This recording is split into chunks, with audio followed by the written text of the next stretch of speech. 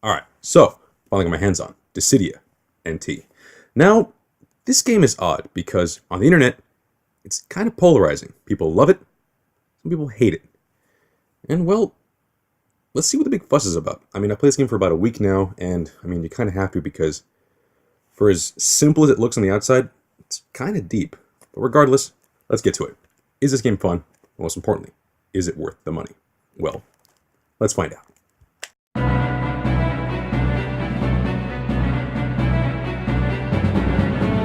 Alright, first up, let's start off with something good. The aesthetic. This game is gorgeous to look at. All the character models look incredible in HD. The art design is immaculate. The different settings from throughout the series look amazingly reimagined for the PS4.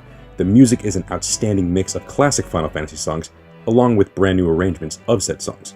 Sound effects are, well, effective, and the voice acting, while not all the characters retain their original voice actors, they all do an amazing job to bring the characters to life. They all sound determined and goofy as ever. Overall, aesthetically, this game is absolutely breathtaking. This alone is reason enough to consider buying this game. But since graphics come last in my eyes, this is still an amazingly aesthetically pleasing game. It's outright beautiful, and even when things get too hectic on screen, it's a marvel to look at. So, with that glaringly positive analysis out of the way, let's focus now on something that is not so hot: the story. The original Dissidia games were not amazing pieces of literature, mind you. I mean, they were fun, but this is easily the worst of the three. All the characters are great, and it's interesting to see how their personalities clash, but other than the fanfare of seeing your favorite Final Fantasy characters interacting, the plot is easily an uninspired mess. Now, I won't spoil anything here, don't worry, but the plot is essentially all of our heroes are brought to this interdimensional outer world, again, just so that they can generate materia by fighting each other to garner strength for each opposing faction led by a god. Basically, it's heroes versus villains. And yes, short of the CGI cutscenes being an interesting watch, mostly because of how well they're made, the story is not really a selling point here. I mean, the main reason you play through it is to unlock new trials and level up, as well as go through some interesting boss fights where you and your group must face off against one of the summons in the game. Compound that with the fact that you have to unlock the story missions and cutscenes one by one, either by completing online or offline matches. And well, just to point this out, this game originally was just an arcade game. And sadly, the story mode really does feel like an afterthought, and that is just a damn shame. So now, we've looked at the very good and the very bad. What about the most important aspect of this game? Well, let's move on to the gameplay. Now, unlike many fighting games out there, this is not an easy to pick up and play kind of game. I know that sounds a little dissuading to some, but if you try to watch a match, you will quickly understand why. Most of this is because not only does the player need to understand how to fight, but they need to learn how to move, how to time their attacks, and when and where to use their special attributes. Not to mention, since the battles are now 3 versus 3, there is strategy involved too, because when creating your party, you need to choose wisely. Each character has a special class, one of 4, an assassin, who's up close and personal, vanguard, who's a defensive mid-distance attacker, marksman, whose best friend is distance, and the specialists, which means essentially a wild card because each of them are a very unique character to every other character in the game, and their attributes are specific to them only. Now besides all of that, add on the fact that not only does each character have their own special attacks, but each character has 2 main forms of attacking. Bravery attacks, which generate energy for your main attack, which is your HP attack, which actually drains your opponent's health. For those of you who are unfamiliar, think of PlayStation All-Stars Battle Royale. It's kinda like that.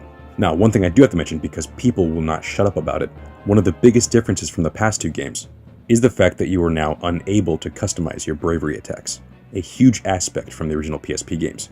First, I was confused too, but I did not get pissed like most people did. And this is because, well, I understood that this originally was an arcade game. The console version is an afterthought.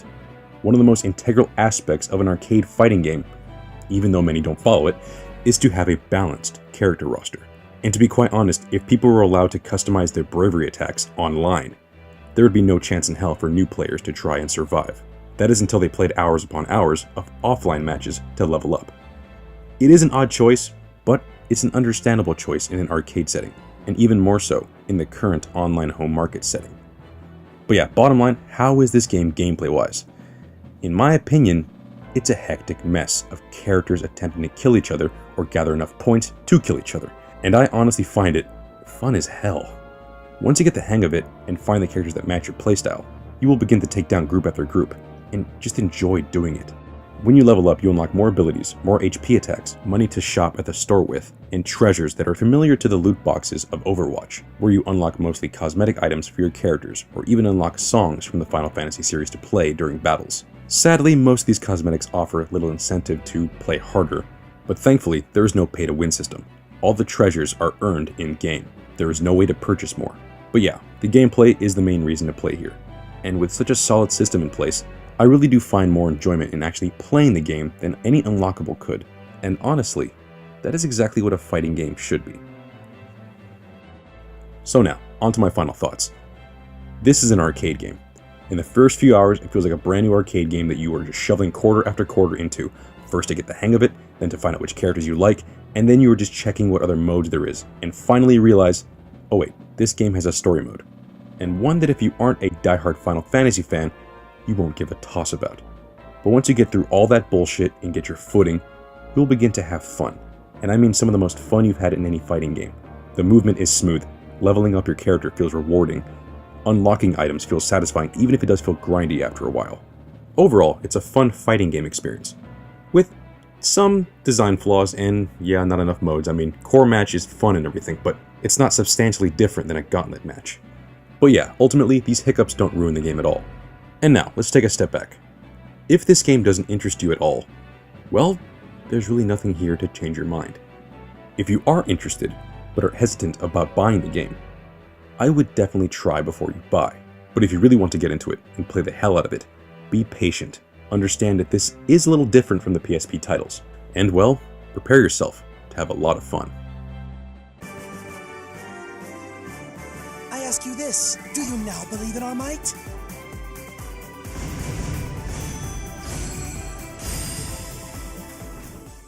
Well, that's the review. And now, let's ask the question. Is it worth the money? And at retail, well, $60. Again, if you're not interested at all, of course not. But if you are interested here, there's a lot to do here. Granted, there's not that many modes, but there are 28 characters, customizable characters, tons of unlockables for specific to each character. There's just a lot to do here. And yes, there's a story mode if you care about that. It's not that great, but it's there. But yeah, overall, it's definitely worth it. And granted, this is the vanilla version. There's already, promises of a bunch of stuff coming out, a whole bunch of new characters, promising about 50 characters at the end of all of this. So yes, there's going to be season passes, obviously, but just from the get-go, 28 characters is a lot to deal with. And a bunch of stages, and obviously this is like the special version, this is the Steelbook edition. I really like this one. It's kind of like a gamble. You get one of 3.